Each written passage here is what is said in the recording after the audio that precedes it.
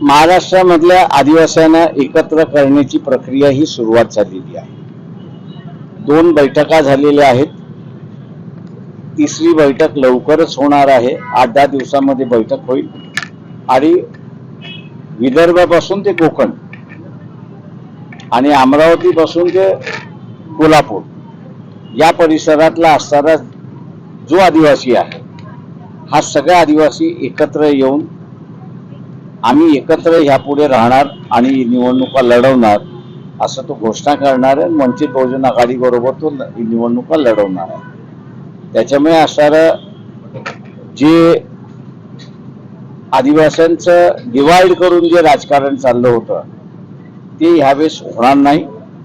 TP area आणि OTP area हे इथले सगळे आदिवासी एकत्र येऊन आता इलेक्शन लढणार आहे आणि सामाजिक लढाई उभा करणार आहेत असा त्यांचा मानस आहे. आणि त्या आणि ते मानस उभं करण्यामध्ये वंचित बहुजन आघाडीचा फार मोठा वाटा आहे एवढं मी त्या ठिकाणी नमूद करतो. बाळासाहेब, एसटी कामगारात देखील आंदोलन तुला दुसरा दिवस आहे. अनेक प्रवाशांचे हाल होत आहे.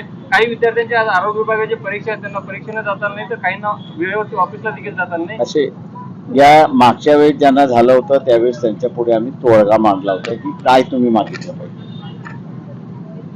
पण एसटी कामगारांना तो तोडगाच मान्य नाही.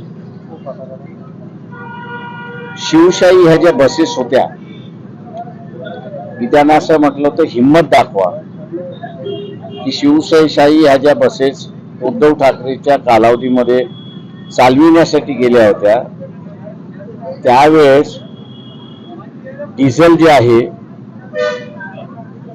हे 56 रुपये आणि त्याच्या वरती झालं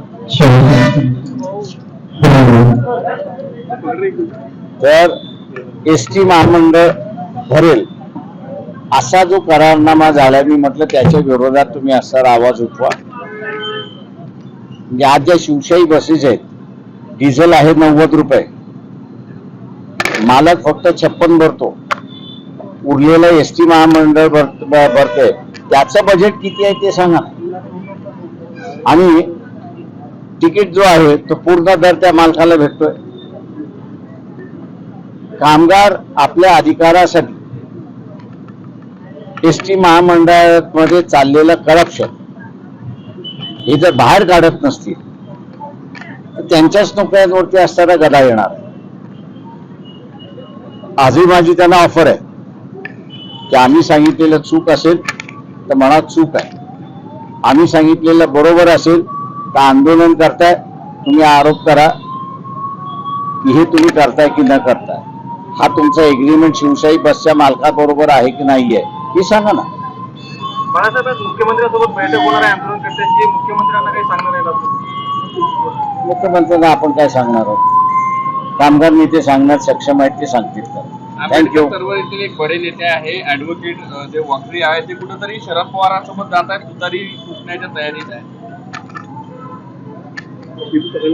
कोण? वक्रे. मी पहिल्यांदाच नाव ऐकतो. Thank you very much. जनगणने संदर्भात संघाने आपलं मत मांडले, याचा जनगणना पण राजकारण होणे असं बोललेलं आहे. मी असं म्हणेन की RSS सारखं खोटारडं संघटन दुसरं कुठलंच नाही.